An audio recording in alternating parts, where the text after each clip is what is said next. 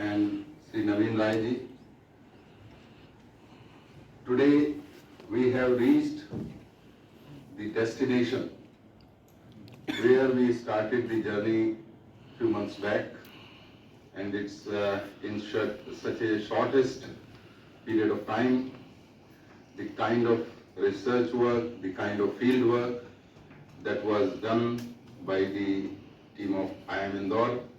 I'm really grateful to Director Sir, who had given us opportunity to work with their team. And today we are going to listen from Director Sir.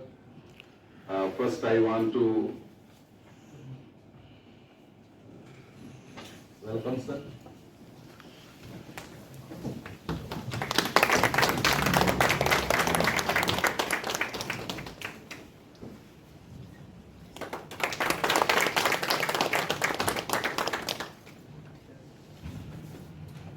Okay, sir. Sir.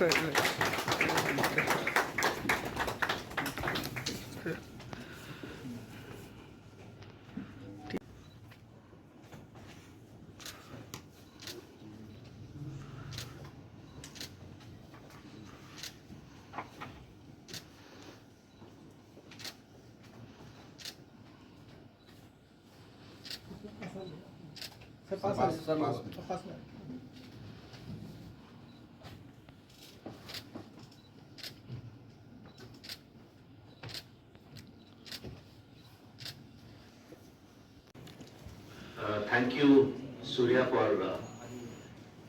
this very kind introduction of the work that we have done. ये काम हमारे लिए काम नहीं था, बल्कि एक बहुत महत्वपूर्ण एक तरह से मिशन था।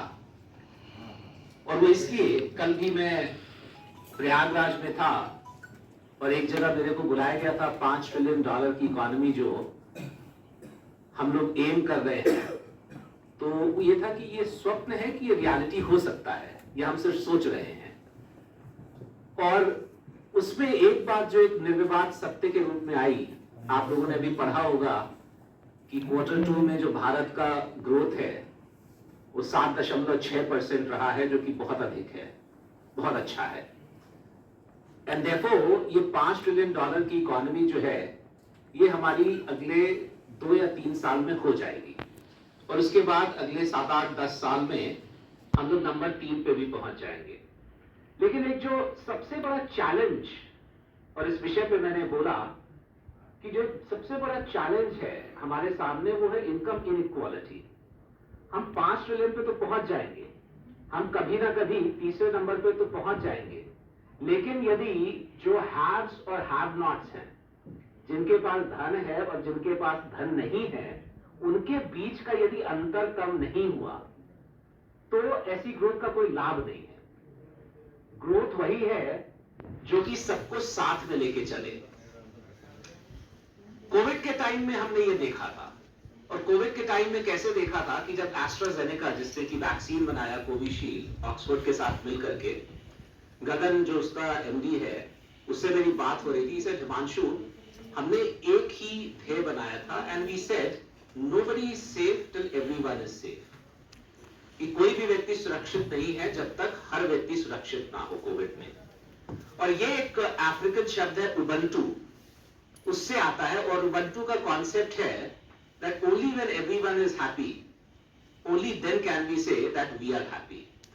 और इसीलिए सूर्यपाल और हम जब बात कर रहे थे, तो सूर्यपाल का जो एक डेडिकेशन है कि जो लोग जिनकी आय कम है, उनकी आय को कैसे बढ़ाया जाए। यहाँ पे बाय द वे हम लोग बहुत कोई सामाजिक दृष्टिकोण नहीं दिखा रहे हैं, हम सिर्फ ये बोल रहे हैं कि जो कार्य कर रहा है, जो वास्तव में जो कार्य कर रहा है, उसको उस कार्य का पारिश्रमिक मिलना चाहिए, और उसके जीवन की शैली को हमको ऊपर लाना होगा, ताकि वो लोग भी ऐसे जीवन की अपेक्षा कर सके, और जो उनके स्वप्न हैं उनको भी उसके ऊपर अपना जीवन निर्वाहन कर सके। And therefore, as I said, coming back to the point, कि इसलिए ये हमारे लिए एक मिशन था कि ना सिर्फ हम चिकनकारी प्रोडक्ट्स के बारे में सोचें कि इसको कैसे बढ़ाना है, लेकिन हम इस विषय पर भी सोचें कि हम आर्टिसंस के लिए क्या कर रहे हैं। और इसीलिए जब कोई मिशन होता है तो फिर पूरी टीम भी मिशन मोड पे काम करती है। तो भवानी और नवीन ने मिलकर के और सूर्यपाल की तरफ से जो एडमिनिस्ट्रेशन की तरफ से हमें स्ट्रॉन्ग सपोर्ट हर समय मिला, उसके लिए तो मैं सूर्यपाल का धन्यवाद करता हूं। एंड पूरा जो एडमिनिस्ट्रेशन साथ में था उनका बहुत बहुत धन्यवाद करता हूं। साथ में जितने आर्टिसंस थे उन्होंने खुल करके हमसे बात की, इसलिए उन सब का भी मैं बहुत बहुत धन्यवाद करता हूं। और बाकी जिन लोगों से भी मिले, आप देखेंगे कि जो हमारी पूरी रिपोर्ट है उसमें बहुत सारी केस स्टडीज भी हैं, जहां पे हमने लोगों से बड़ी इन डेप्थ बात की। 2-2, 3-3, 4-4 घंटे के हमारे सेशंस हुए हैं और उसमें जो बातें आई हैं, मैं कुछ मुख्य बातें आपको बताना चाहता हूं कि जो आर्टिसंस है ये फुल टाइम काम करना चाहते हैं। अभी ये लोग 4 या 5 महीने का ही इनके पास काम होता है और बाकी समय उनके पास काम नहीं होता है, इसलिए या तो वो कोई अन्य काम करते हैं या किसी अन्य तरह से आजीविका अर्जित करने का प्रयास करते हैं। और इससे क्या होता है कि जो चिकनकारी का मेन काम है उसमें वो लोग अधिक सुधार भी नहीं ला पाते और थोड़ा मोटिवेशन लेवल भी कम होता है। तो एक तो हम इसका निस्तारण करना चाहते थे और लगभग 40% जो आर्टिसन फैमिली के बाकी मेंबर्स है वो लोग भी चिकनकारी में ही काम करते हैं और वो उम्मीद करते हैं कि स्किल डेवलपमेंट, टेक्नोलॉजी और जो ई कॉमर्स है कि हम ई मार्केट में कैसे जा सके, जो डिजिटल जैसे अमेज़न है, फ्लिपकार्ट है, उस पे कैसे जा सके, उसके लिए उनको सपोर्ट की बहुत अपेक्षा है सरकार से और एडमिनिस्ट्रेशन से। और उसके बाद जो फाइनेंशियल थोड़ी बहुत ट्रेनिंग, मार्केट के बारे में ट्रेनिंग, इस सब ट्रेनिंग की उनको बहुत अपेक्षा है कि यदि उनको ये ट्रेनिंग मिलेगी तो संभवतः वो ना सिर्फ अपना काम अच्छा कर पाएंगे बल्कि काम को समझ भी पाएंगे। एक बहुत महत्वपूर्ण चीज जो हम लोग मैनेजमेंट में सिखाते हैं कि जब तक आप अपने कस्टमर के विषय में और अपने प्रोसेस के विषय में सब कुछ नहीं जानते तब तक आप काम में के साथ बहुत ज्यादा जुड़े नहीं होते। वो आपके लिए बस एक ऐसा होता है कि हाँ ये करना है। लेकिन अगर आप जानते हैं कि आपका कस्टमर कैसा है, आपके कस्टमर की क्या अपेक्षा है और उसके आसपास के भी जो प्रोसेस है, जैसे जो व्यक्ति आर्टिसन है उसको ये भी पता होना चाहिए कि ये बिकता कैसे है, इसके फाइनेंशियल पहलू क्या क्या है, इसके डिजाइन पहलू क्या क्या है। और इसलिए ये सब अपेक्षाओं को जब हमने देखा तो कुछ हमने सजेशन दिए हैं। एक सजेशन जो हमारा मुख्य सजेशन है वो ये है कि ये जितने भी सीएफसी हैं ये अलग अलग काम करते हैं और इनका आपस में बिल्कुल भी तालमेल नहीं है, तो इसलिए एक फेडरेशन बनाया जाए सीएफसीज का। तो जिस तरह से कोऑपरेटिव सोसाइटी होती है उसी तरह से हमारा एक बहुत महत्वपूर्ण सजेशन है कि एक फेडरेशन बनाया जाए सीएफसी का और उसको एक स्टेट वाइड एंटिटी कि मतलब पूरे उत्तर प्रदेश में वो फेडरेशन मिल करके काम करेगा। बहुत सारे सजेशन है लेकिन मैं आपको मात्र 3 मुख्य सजेशन हमारे बताऊंगा। और दूसरा ये कि जो इंफॉर्मेशन एसिमेट्री है, किसी के पास इंफॉर्मेशन है किसी के पास नहीं है।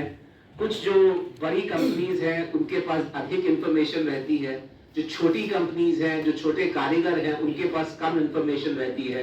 तो हम ये चाहते हैं कि ये इंफॉर्मेशन कंप्लीटली डेमोक्रेटाइज हो जाए। इनफैक्ट सूर्यपाल और मैं जब यहाँ आ रहे थे तो तभी हमने और भी कुछ चर्चा की। वो सूर्यपाल को ही मैं बोलूंगा कि वो बताएगा कि आगे हम लोग इसमें क्या करने वाले हैं।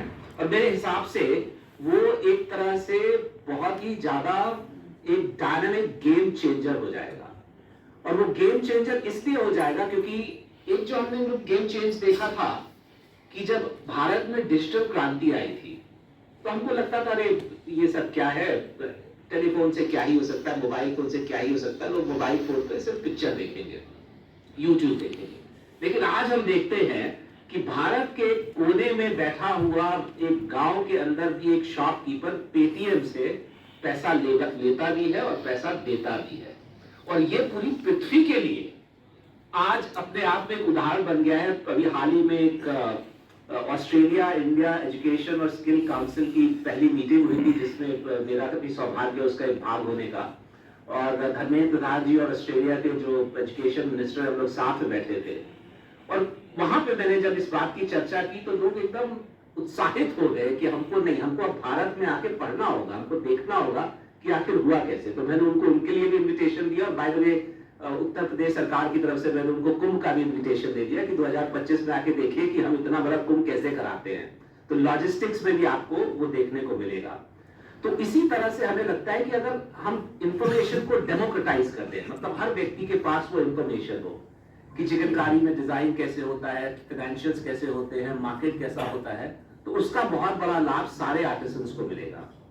और तीसरा, एक जो हमको हतप्रभ करने वाली बात पता चली कि जितने भी छोटे छोटे ग्रुप्स हैं आर्टिसंस के, सबका अपना एक अलग ही है मुद्दा कि ये साइज क्या होता है।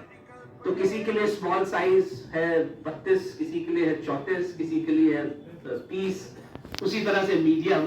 तो यदि मैं ऑर्डर करूं तो पता चला कि मैंने आपको अगर ऑर्डर किया है तो जो मेरे पास सामान आया वो दूसरा है, अगली बार मैंने आपको ऑर्डर किया तो छोटा पड़ गया मेरा कुर्ता या कभी बड़ा पड़ गया। एंड देयरफॉर ये स्टैंडर्डाइजेशन, इसको एक डिफाइन कर देना, इसको एक परिभाषित कर देना कि स्मॉल का ये मतलब होता है, मीडियम का ये मतलब होता है और लार्ज का ये मतलब होता है। तो इससे जो कभी कभी सामान वापस हो रहा था या रिजेक्ट हो रहा था या एक्सपोर्ट नहीं हो पा रहा था, वो वाली समस्या दूर हो जाएगी। तो ये जैसे मैंने बोला कि 7-8 चीजों में ये हमारे मुख्य सुझाव हैं। साथ ही बाकी सूर्यपाल भी बताएगा कि जो हम लोग ने अभी बात की, जो इसका एक आइडिया है, बहुत ही अच्छा आइडिया, और मैंने तुरंत बोला कि इस पे भी हम लोग काम करेंगे। एक और मेरा सजेशन है, और ये बहुत ही एक प्रैग्मेटिक जो मेरा एक्सपीरियंस है